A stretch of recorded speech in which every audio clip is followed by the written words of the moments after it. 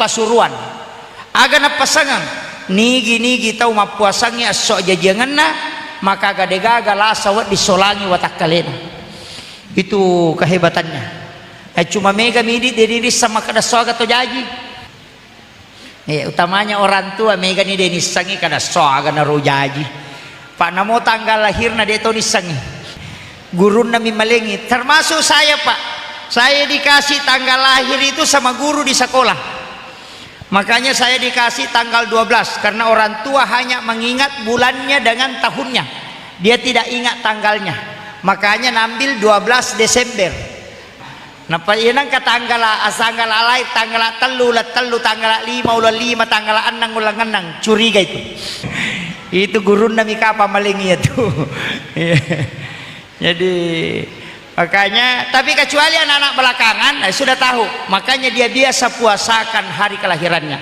Bahkan Hadratus Syekh Hasyim Asy'ari itu mewasiatkan kepada istrinya, dan itulah yang diamalkan ulama-ulama di Jawa banyak. Maka daya ko engka anak tamelo ki ko berhasil tak puasanya sojajenganna.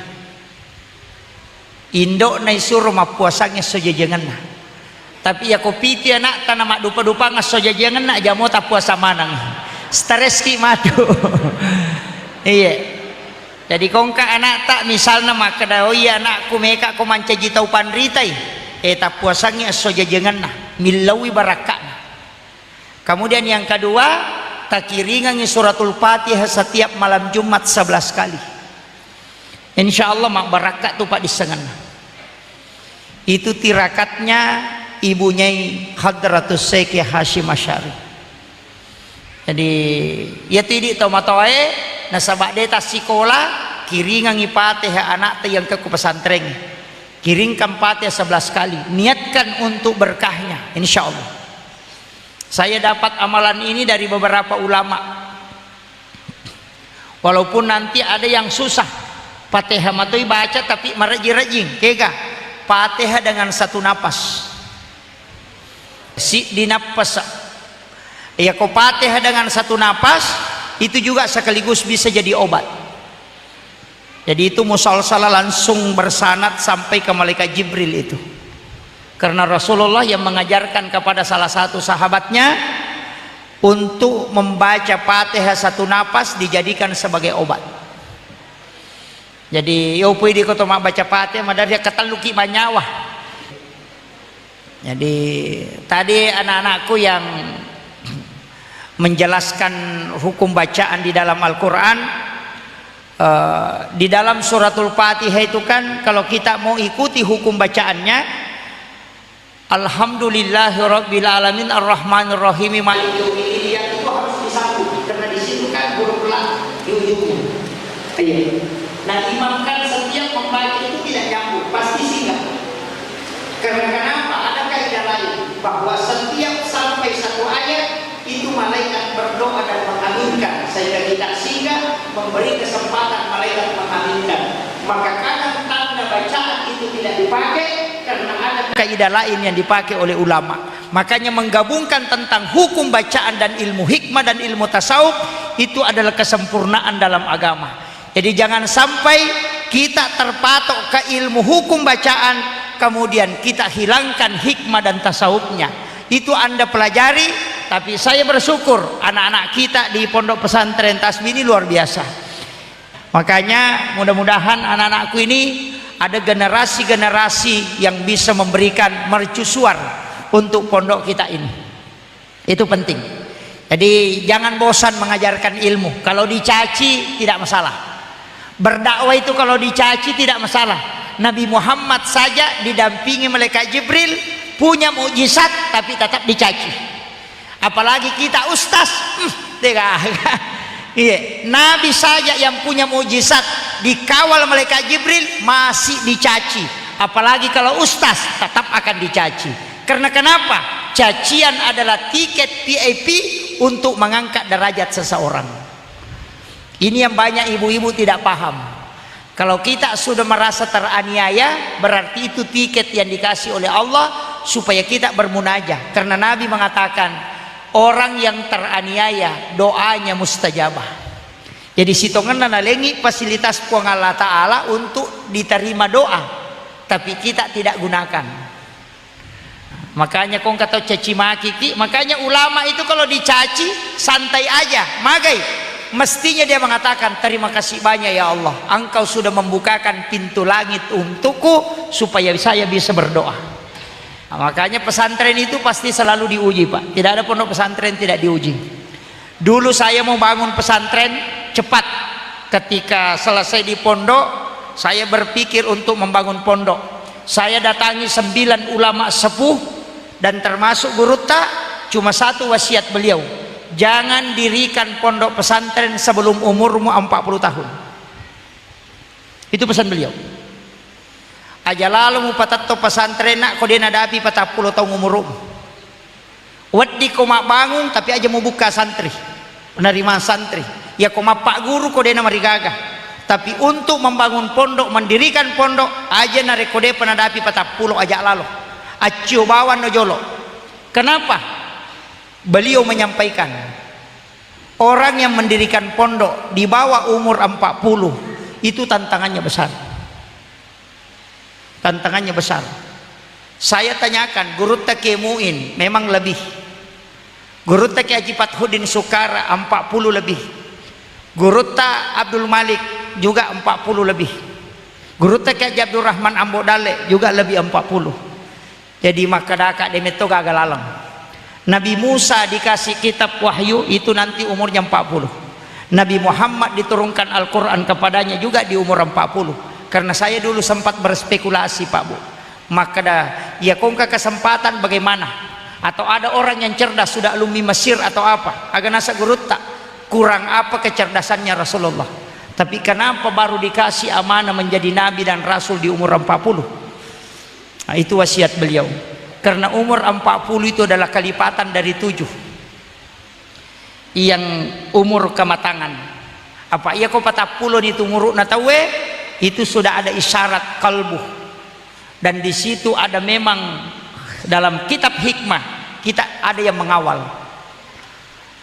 Jadi makanya anak-anakku, kita tidak menutup kemungkinan, kita janjian. Hari ini saya berdiri di hadapan kalian ceramah. Tapi 5 tahun atau 7 tahun ke depan Anda yang harus berdiri di sini ceramah. Janji kalian itu harus. Saya itu selalu menyampaikan kepada anak-anak bahwa ada waktunya kita yang tampil seperti ini, kemudian ada waktunya kita harus duduk di bawah mendengarkan anak-anak kita memberi nasihat. Jadi banyak ulama kita itu mega tuh tahu pandri tadi nak katok baju mana. Ulama-ulama sapu itu ndak khutbah Jumat, justru datang ke masjid di saf awal, kemudian dia duduk mendengarkan khutbah dengan tenang. Kenapa? Karena dia memberikan kesempatan kepada anak-anaknya memberi nasihat untuknya, supaya ilmu itu berbolak-balik. Makanya anak-anakku yang belajar di pondok ini hafal Al-Quran dengan baik, niatkan lillahi ta'ala. Kalau Anda diangkat menjadi imam, maka berimamlah karena Allah, jangan berimam karena jamaah. Karena mega imam makokoy hanya berimam dengan jamaah. Ia romalada esadana na pakanjaki bacana. Ia rode na malada sadana na bala meniko mak baca Fatihah. Rakaat pertama, rakaat kedua makanjak lagona. Rakaat ketiga karena tidak didengarkan jamaah na baca lalu meni. Maka imam seperti ini kalau dalam tasawuf itu belum pantas jadi imam. Nah sebab magai bacana untuk rupa taumi, tanya untuk puang Allah Ta'ala. Fatihah pertama itu untuk Allah, Fatihah kedua untuk Allah, Fatihah ketiga juga untuk Allah. Kenapa kau perindah yang didengar manusia? Berarti sholatmu bukan untuk Allah, tapi hanya untuk manusia. Itu yang saya titip beratkan anak-anakku. Pak mega imam, utamanya imam-imam kontrak, dia pernah pahangir. Angka lalu imak gangka mato dia pahang. Maka kanjak bacana ya ronang kalingai jamaah masam pajam mengeribi rakaat pertama makanjak bacana Fatihana, rakaat kedua na lagorang, sisana rakaat ketiga na baca lalu man. Magai denang kalingai jamaah. Sebenarnya apa hikmahnya sholat? Ada yang sir, ada yang jahar. Angka ilada sada engkai dodongi supaya Allah tetap menjaga sholat kita lillahi ta'ala, bukan karena manusia. Ada yang tidak diperdengarkan supaya kita diuji oleh Allah. Apakah indahnya bacaanmu sama ketika didengar orang, adakah di saat saya yang mendengarnya. Oh ini yang pare ini anak-anakku yang jadi imam, hati-hati. Kami kamakoro napaki okuyaka nak budayaka nastain, wih rokok nih agak na baca gimana nih. Padahal rakaat pertama maka kanjak bacana lago-lago, sisanya rakaat ketiga oh nabala man. Nah ini yang jadi masalah. Makanya tapi dia togago ke pesantren betul Quran tidak ada, insya Allah. Makanya anak-anakku itu yang saya wasiatkan, karena penghafal Al-Quran itu Anda mau tidak mau pasti arahnya diangkat menjadi imam. Kenapa? Karena memang Anda yang pantas. Memang Anda yang pantas. Cuma kalau imam itu ada kaidahnya. Saya belajar tasawuf imam itu 1 tahun 8 bulan. Makanya saya tidak mau jadi imam, karena saya tidak tamat, tidak khatam di imam. Cuma kalau imam itu ya disuruh guru tak lewat samping, jangan lewat pintu makmum.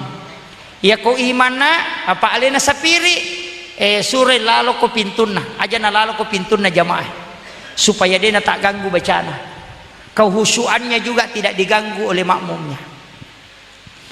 Aja nih jatuh mabela malah dasar aja na imam sapiri oto lagi na denang kanenre oko pintu na penumpangnya. Ya narubawa tala dasar. Ya nang kasapiri oto pintu na penumpangnya no lupa pitu layolo na panadapi kaderana. Kalalo imana mo pintu na makunray no lato ima gimpe ya tuh. Ini penting saya wasiatkan. Itu wasiat guru kami. Dia bukan aturan dalam fikih, tapi itu kaidah untuk imam. Napa ni kau imam pakai pelak korang aja lalu nato 5 sulara poncok tuli lawar kope si pulung. Ini anak-anakku yang menghafal Al-Quran, jaga betul hafalan. Saya bawa anak saya tidak kasih menghafal Al-Quran. Terus terang Pak, anak saya itu saya tidak kasih menghafal Al-Quran. Kalau orang tanya hafalan itu belum ada, mungkin hanya dia hafal karena keseharian. Kenapa? Saya diberi nasihat oleh 4 ulama besar penghafal Al-Quran. Jangan kasih menghafal Al-Quran anakmu ketika masih kecil, ketika dia belum bisa menjaga adab dan kesuciannya. Kenapa? Sama ketika kau menempatkan Al-Quran di tempat kotor, ketika dia belum bisa menjaga akhlaknya. Muliakanlah Al-Quran, nanti anak itu bisa bagus akhlaknya, baru kau ajarkan Al-Quran kepadanya, supaya Al-Quran masuk ke dalam dirinya dengan sangat mulia. Itu yang perlu kita hati-hati. Walaupun sekarang banyak anak menghafal di usia muda, yang baru SD sudah hafal 15 juz, tapi kadang akhlak dan kesuciannya dia tidak jaga, sehingga Al-Quran itu tercabut berkahnya. Inilah yang banyak sekarang, anak-anak penghafal Al-Quran tapi berkah semakin jauh. Nah sabak magai, dia tidak mulia ketika dimasukkan, dan dia tinggal di tempat yang tidak mulia. Itu wasiat. Makanya hari ini banyak yang tidak sepakat dengan itu, tapi itu yang saya jalankan untuk anak saya. Baik orang tidak mau sepakat silahkan, tapi itu wasiat 4 guru kami, sehingga saya tidak kasih menghafal dulu. Saya mengatakan mudah-mudahan tamat SMP kalau panjang umur, baru saya kasih masuk khusus untuk menghafal ketika akhlaknya sudah dia bisa jaga, adab bicaranya sudah bagus, kemudian ta'zimnya sudah bagus. Makanya kalau melihat penghafal Al-Quran itu Madura. Kenapa penghafal Madura itu banyak dan hebat? Karena dia tidak menghafal kecuali sudah dites takzimnya kepada guru-gurunya. Anak Madura itu kalau menghafal Al-Quran, Pak yang penghafal Al-Quran, kau sementara mak golo inang ke guru na pajamana mak golo, tak langsung dia begini, biarkan gurunya lewat. Dia naik motor di pasar, ketemu dengan gurunya, pasti dia singgah, matikan motornya, baru dia parkir, baru dia tunduk begini, tunggu gurunya lewat, baru dia kasih lewat motornya. Yo pui di anak-anak tak komakaple, halo Pak Guru, halo Pak, oh dega. Sehingga apa? Inilah ta'zim hilang. Kenapa orang-orang Madura banyak orang yang mengagumi hafalannya dengan sangat kuat? Karena adab dan akhlak dia tempatkan Al-Quran pada tempat yang sesungguhnya. Jadi ini anak-anakku, tugas Anda berat. Penghafal Al-Quran jangan lepas dari wudhu. Penghafal Al-Quran harus menjaga pandangannya. Jangan sampai dia kotor. Ketika engkau mengotori dirimu, maka engkau ikut mengotori Al-Quran yang ada dalam dirimu. Itu penting anak-anakku. Makanya menghafal Al-Quran itu tidak gampang. Makanya saya lebih aman-aman tidak hafal Quran Pak, hanya hafal bertahap, sedikit-sedikit saya hafal. Karena orang yang menghafal Al-Quran walaupun tidak hatam tetap dikasih syafaat. Yang hatam Quran itu bahaya, karena kapan dia lupa tanggung jawabnya besar. Makanya kalau ibu yang hadir di sini, ini ibu-ibu bapak-bapak akapelak korangi, namosi polo mi ayak tapelak seso, yang penting maka pelak kimat teru, mapamule makoko akapelak kimat teru. Kalau hanya dua kata saja, ya kodena temak, berarti kita sudah menghafal Al-Quran, kalau itu sudah menjadi syafaat. Apa maka apalagi ya mikot temai hafalata diminta pertanggungjawabannya, kalau kuyal lupaiwi itu berat sekali. Makanya pekerjaan penghafal itu tidak gampang. Saya ngaji tasawuf hafalan itu sehingga susah. Makanya saya bilang anak-anakku yang tidak ngaji tasawuf hafalan, cukup pakailah yang diajarkan guru-guru kita. Kemudian wah, ini yang paling pokok saya sampaikan, ini yang paling pokok dari semua yang ada. Harus Anda mengambil sanad hafalan, utamanya suratul Fatihah. Ambil sanad. Sanadnya di mana? Yang tersambung dengan Nabi. Ambil sanad. Kalau penghafal Al-Quran itu ambil sanad. Bahkan kalau kita pakai kaidah tasawuf, tidak boleh menjadi imam kalau dia tidak punya sanad hafalan. Di Indonesia ini banyak yang punya. Ada anak muda, imam muda di Masjid Istiqlal Jakarta. Itu imamnya masih sangat muda, bukan guru tepat Prof Nasaruddin Umar. Karena imam Istiqlal itu ada beberapa. Ada imam muda di situ dari Madinah mengambil sanad hafalan dengan 4 jalur sanad hafalan. Itu 8 bulan dia bisa mengambil sanad hafalan di Madinah. Untuk ambil sanad hafalan di Masjid Nabawi itu susah. Biasa orang sampai 8 tahun tidak bisa tembus, tapi beliau itu mengambil sanad hafalan dan ada sertifikatnya hanya 8 bulan. Orang ambil sanad hafalan di Madinah itu 30 juz, itu kalau ada salah satu tidak lolos. Satu saja sisa mita sakka bacana dia lolos.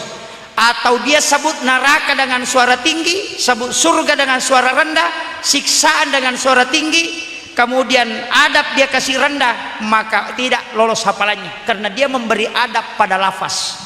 Itu tidak gampang. Makanya anak-anakku yang menghafal Al-Quran sudah tembus hafalannya 30 dan sudah lancar, cari orang yang punya sanad hafalan, datang ke situ mentalaki hafalan, supaya kau terkoneksi sambung sampai Rasulullah, supaya kau jadi imam, itu suaranya masuk ke dalam.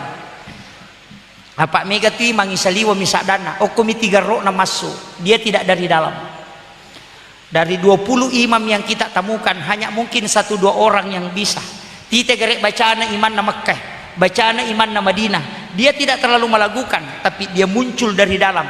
Serebulu-bulu na tahu na reko na baca. Kenapa? Karena ruhnya terkoneksi dengan sanad dari Rasulullah. Itu penting.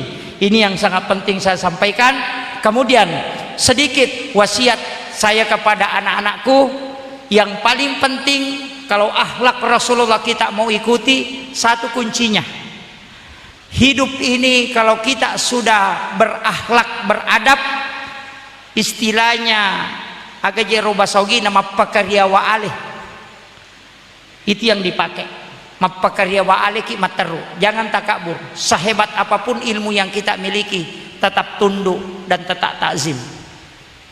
Jika kau mau mengambil berkah, ambil sama gurumu, ambil sama kedua orang tuamu. Di situ kuncinya. Orang yang sudah beristri, akhlakmu, takzimmu juga kepada istri supaya kau berkah. Makanya pondok pesantren itu Pak, kalau kiainya meninggal, kiainya lepas, itu ndak jatuh. Pesantren kalau kiainya, dalam hal ini suaminya, biar meninggal biar apa, itu pesantren tidak jatuh. Tapi ketika wanita yang ada di dalamnya itu meninggal atau lepas, pasti jatuh. Pasti jatuh. Sebesar apapun pesantren, kalau ibunya istri pimpinan yang lepas, pasti jatuh. Nurul Azhar Talawi, guru Kiai Haji Fathudin Sukara sudah wafat, tapi istrinya masuk ke situ, insya Allah tidak jatuh. Kenapa? Saya sudah pelajari pesantren di Jawa. Ada kurang lebih 40 pondok pesantren yang saya masuki. Ada 20 pesantren yang kiainya meninggal, istrinya masih ada, dan itu jalan, justru berkembang. Tapi ketika istri kiainya meninggal, itu drop. Karena doa wanita itu 3 kali lipat lebih cepat dibanding doa suami. Keberkahan hidup itu ada sama istri sebenarnya, Pak. Makanya pejabat-pejabat yang hadir di sini, Bapak yang mewakili Pak Kapolsek yang di tengah-tengah kita, ketika istri beliau mendoakan itu tembus. Seorang pemimpin yang hebat itu saya tidak melihat laki-lakinya, selalu melihat siapa yang ada di sampingnya. Pasti itu, Pak. Bupati, gubernur, lihat, presiden bahkan. Soeharto kan orang hebat, tapi kapan dia jatuh? Ketika Ibu Tin wafat. Habibie orang hebat, kapan dia jatuh? Ketika Ibu Ainun wafat. Tidak bisa. Susilo Bambang Yudhoyono, siapa yang tidak kenal? Panglima TNI, 2 kali jadi presiden. Tapi kapan dia tidak bisa mengambil keputusan? Ketika Ibu Ani telah wafat. Itu habis dia. Sampai hari ini tidak bisa berbuat yang banyak. Kenapa? Karena figur yang mendoakan dan terbukanya pintu kesuksesan itu ada pada istri. Makanya magampap, Pak, ya komeki berhasil mulia Kak Bani Baineta. Muliakan saja istri, jadikan dia sebagai ratu, pasti kau sukses. Rezekimu terbuka lebar. Tapi ya kau kata tulipan rasa-rasa ibene tulip pakai kereng masih satu gitu. Iya, apalagi kalau ada masalah, itu luar biasa. Makanya ibu-ibu dikasih kesempatan. Ini ya leka istimewa milau dong supaya suami berhasil. Makanya bapak-bapak saya kasih tahu, kalau istrinya berdoa dan tidak berhasil, ditambah istri. Supaya banyak yang mendoakan. Gitu. Kemudian yang terakhir saya wasiatkan, Rasulullah itu anakku, kau harus mengirimkan salawat minimal 100 kali dalam 1 hari. Yang kedua, kirimkan juga salam minimal 100 kali dalam 1 hari. Bedakan salam, bedakan sholawat. Kalau mengirimkan sholawat itu untuk mengambil syafaat, kalau mengirimkan salam itu untuk mengkoneksikan diri dengan Rasulullah. Orang yang mau mimpi ketemu Rasulullah harus banyak mengirim salam, bukan sholawat. Karena makadai nabita nigi bereselangi kak pasti ubali. Nasabah Allah memberikan keistimewaan, saya bisa mendengarkan semua salam dari umatku. Kegayasa dari salam, assalamu alaika ya Rasulullah, assalamu alaika ya Nabi Allah, assalamu alaika ya Sayyidi, assalamu alaika ya Aba Barruh, assalamu alaika ya Taha, assalamu alaika Yasin. Itu yang disebut dengan salam. Kalau salawat, Allahumma salli ala Sayyidina Muhammad wa ala ali Sayyidina Muhammad. Iya ko salawat, kuang Allah Ta'ala si malaikat anak kiringangi balasan. Nabi tak akan memberi syafaat. Tapi ya ko salam, Nabi akan menjawab langsung sehingga kita terkoneksi dengan Nabi. Makanya komeki mal nipisi runtu Nabi tak kiringangi berasalam. Sebelum tidur saya kasih amalannya. Sebelum tidur berwudu sempurna, ajenneki suku pada kotome mas sempajang. Kemudian sesudah berwudu baca doa sesudah wudu. Setelah itu illau dongi, ya Allah, saya sengaja menyempurnakan wuduku untuk mensucikan diriku hanya karena kepengen melihat wajah kekasihmu di dalam tidurku. Kemudian ambil pakaian yang bagus sebagaimana kita hendak menjemput tamu, utamanya di malam-malam Jumat.